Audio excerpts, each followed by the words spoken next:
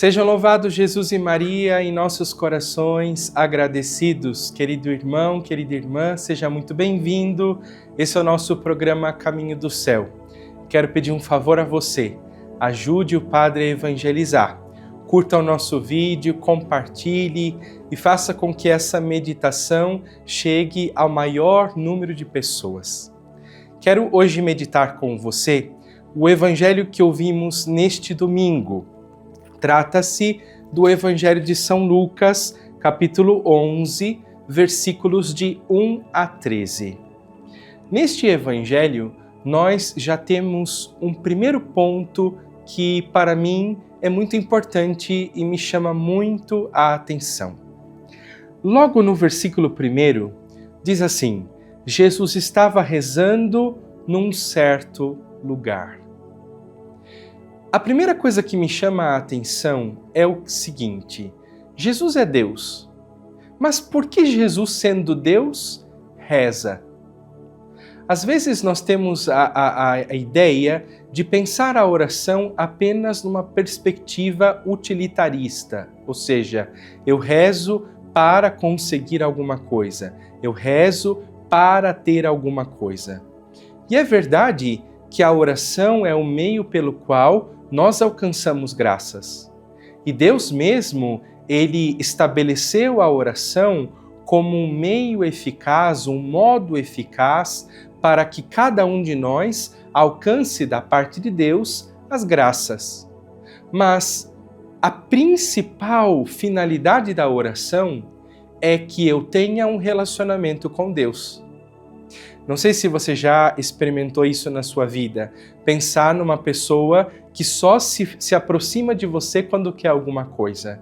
Uma pessoa que só chega perto de você quando quer alguma coisa. E às vezes nós somos assim com Deus também. Algumas pessoas só se aproximam de Deus para pedir alguma coisa. Se precisam de uma graça, então se lembram de rezar. Mas Jesus, ele reza não porque ele precisa de algo, mas ele reza porque ele ama o Pai. E a oração é o modo concreto pelo qual Jesus se relaciona com o Pai. Isso é importante que você entenda. Todos nós que estamos neste caminho do céu devemos compreender que a oração é o nosso compromisso diário e o compromisso mais importante. Exatamente porque quanto mais nós rezamos, nós estamos nos relacionando com o Pai.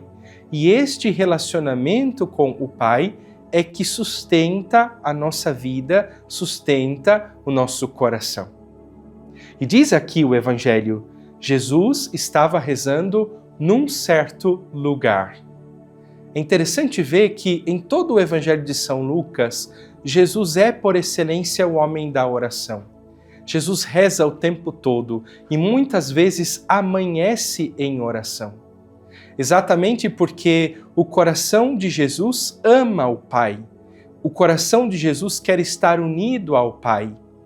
E a vida de oração é o modo concreto pelo qual o nosso coração se une ao coração de Deus. Quando você compreende isso, a sua vida de oração tem um sentido diferente. Às vezes eu ouço algumas pessoas dizerem: eu ainda tenho que rezar, eu ainda tenho que rezar. Meu irmão, se você entende que a oração é o modo pelo qual você se relaciona com aquele que mais te ama, ela deixa de ser um peso. Seria estranho se, de repente, um namorado dissesse assim: eu tenho que ligar para minha namorada. Ou uma esposa que dissesse: eu tenho que ligar para o meu marido. Seria estranho, não seria? E às vezes nós vemos que isso também está ligado à vida de oração.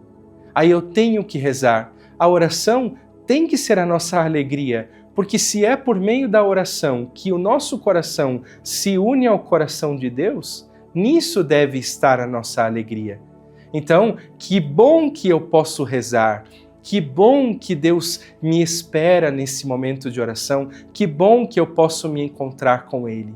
Então esse é o primeiro ponto que eu gostaria de chamar a atenção e propor para você nessa meditação. Entenda que o sentido da oração não é, em primeiro lugar, ter coisas, conquistar coisas, mas o ponto mais importante da oração é manter ou cultivar o meu relacionamento com o Pai. Por isso você sempre pode pensar na oração como um encontro entre o coração humano com o coração de Deus. O encontro da sede que o homem tem de Deus e da sede que Deus tem do homem. É verdade.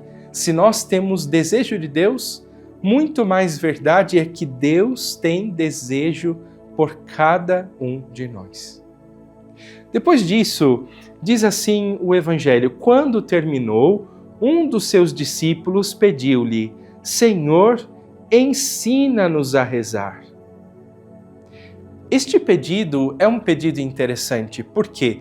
Porque a oração é algo que também nós aprendemos.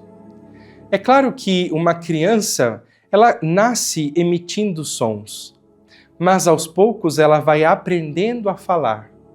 Assim também cada um de nós, na medida em que vamos progredindo e crescendo na vida espiritual, nós também vamos aprendendo a rezar.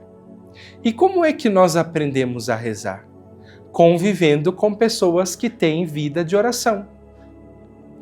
Muitas pessoas chegam para mim e dizem assim: Padre, eu tenho muita dificuldade para rezar. Padre, eu não estou conseguindo rezar. Padre, eu não estou conseguindo crescer na vida de oração. Uma das perguntas que eu faço é: você convive com pessoas que rezam? Porque se você não convive com pessoas que têm uma vida de oração, como você vai rezar? Humanamente, a grande maioria de nós tem preguiça para rezar.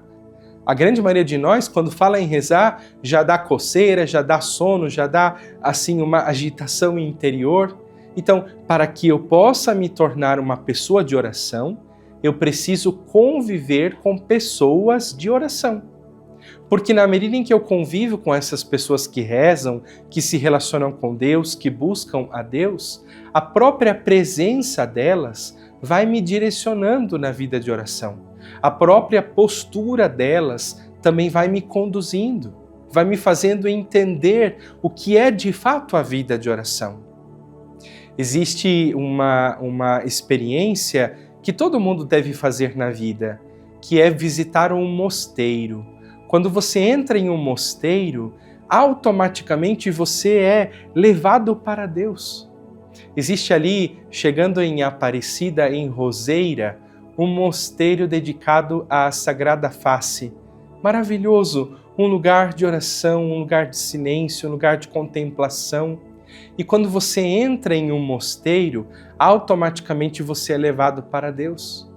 E isso é importante. Às vezes, você não está conseguindo rezar porque você tem ao seu redor pessoas que não rezam. Se você não se aproxima de pessoas que rezam, você também não vai se tornar uma pessoa que reza. Não estou falando aqui que você vai ter que abandonar seus amigos, seus parentes, não é nada disso. Às vezes sim, porque se te levam para caminhos errados, para caminhos pecaminosos, é melhor cortar. Mas estou dizendo que cada um de nós precisa fazer esse esforço de se aproximar de pessoas que rezam. Porque quanto mais nós cultivamos esse relacionamento, a própria postura dessas pessoas vai nos ensinando e nos formando na vida de oração. Um outro exemplo que quero dar e conselho que quero dar é estudar o Catecismo da Igreja sobre o tema da vida de oração. Ler livros sobre a vida de oração, especialmente aqui o Caminho de Perfeição de Santa Teresa de Jesus. O que quero propor aqui, meu irmão, como segundo ponto é: ninguém vai aprender a rezar se não se dedicar. Para que eu de fato me torne um homem de oração, uma mulher de oração, eu preciso estar perto de quem reza e eu preciso realmente me dedicar nessa questão. Estudar a oração e principalmente me exercitar. Quantas vezes nós já vimos isso acontecer e certamente você já passou por isso também. Começamos a rezar 1 dia, 2 dias, 3 dias e de repente desistimos. Porque aquele que começa a rezar precisa ter a perseverança. Aquele que começa a rezar precisa persistir neste compromisso. Esteja com sono ou sem sono, cansado ou esteja bem, esteja com dor, com problema, com alegria, independentemente de qualquer coisa, nunca abandonar a oração. O terceiro ponto que eu gostaria de propor aqui para a nossa meditação é quando Jesus diz assim: se um de vós tiver um amigo e for procurá-lo à meia-noite e lhe disser: amigo, empresta-me 3 pães, porque um amigo meu chegou de viagem e nada tenho para lhe oferecer. E se o outro responder lá de dentro: não me incomodes, já tranquei a porta, e meus filhos e eu já estamos deitados, não posso me levantar para te dar os pães. Eu vos declaro, diz Jesus, mesmo que o outro não se levante para dá-los, porque é seu amigo, vai levantar-se ao menos por causa da impertinência dele, e lhe dará quanto for necessário. O terceiro ponto que quero colocar é o seguinte: para que a nossa vida de oração realmente produza bons frutos, nós precisamos de muita confiança. Se eu rezo já duvidando, se eu rezo já questionando, se eu rezo já desanimado, esta oração não tem força. Mas quando eu rezo com confiança, acreditando, isso faz com que a oração abra caminhos. Depois, entender que essa oração, ela precisa ser persistente. Quantas graças nós deixamos de receber porque deixamos de pedir? Uma vez, um padre disse, conversando comigo, ele fez o seguinte pensamento, né? Imagine, padre, quantas obras da parte de Deus não foram concluídas na nossa vida porque nós desistimos de esperar. Porque nós desistimos de pedir, desistimos de rezar. E é verdade. Quantas vezes nós temos situações na nossa vida e nós queremos que isso se resolva assim, no estalar de dedos. Só que o tempo de Deus não é o nosso tempo. Então nós temos que rezar, rezar, rezar, pedir, até que a situação realmente seja resolvida, segundo a vontade de Deus, é claro. Mas o que quero propor aqui é nunca desistir de rezar. Às vezes algumas pessoas dizem assim: eu parei de rezar porque não vi mudança, parei de pedir porque não vi nenhum sinal de transformação. Meu irmão, é preciso ser perseverante. A obra de Deus exige de nós essa perseverança, essa constância, esta fidelidade. Portanto, um ponto a mais que quero colocar aqui para a nossa meditação é o final do Evangelho. Jesus diz, pedi e recebereis, procurai e encontrareis, batei e vos será aberto. E no final ele diz, ora, se vós que sois maus, sabeis dar coisas boas aos vossos filhos, quanto mais o Pai do céu. Cada um de nós vive essa experiência. Se o filho pede um pedaço de pão, o pai não vai dar um escorpião. Se o filho pede um prato de comida, o pai não vai dar uma pedra. E Jesus está dizendo, se vocês que são maus sabem dar coisas boas, quanto mais o Pai do céu. O que Jesus quer propor ao meu e ao seu coração é que nós tenhamos dentro de nós esta certeza. Eu tenho um Pai que me ama, um Pai que cuida de mim, um Pai que não me desampara, um Pai que está sempre ao meu lado, que me sustenta e que provê aquilo que é necessário para cada dia. Há um santo, e eu gosto de lembrar deste exemplo, que, vivendo dentro do seu convento, recebeu um dia a visita de alguns dos seus frades, dizendo para ele assim, olha, nós não temos hoje o que comer. Já pedimos muitas doações, mas não ganhamos nada. E aí então, aquele santo olha para esses irmãos e diz assim, não se preocupe, Se o Senhor hoje não preparou o alimento para nós comermos, é porque Ele quer que nós façamos jejum. O que esse exemplo nos mostra? Que quando a gente confia em Deus, a gente não se desespera. Talvez a coisa não aconteceu como eu queria, mas eu não vou me revoltar, eu não vou me rebelar, porque eu confio que tudo está nas mãos de Deus. Hoje não deu, amanhã tentaremos de novo. Hoje não aconteceu, amanhã tentaremos de novo. E vamos confiando, confiando, confiando todos os dias, mesmo quando as coisas não vão bem. Que neste programa o seu coração possa ser invadido por estas palavras que aqui estamos meditando.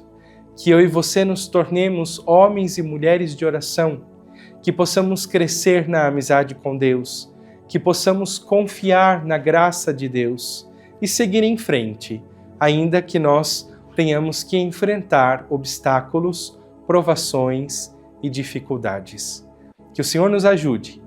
Desejo a você que o Espírito Santo preencha o seu coração, renove as suas forças e te conceda a paz. Em nome do Pai, e do Filho, e do Espírito Santo. Amém.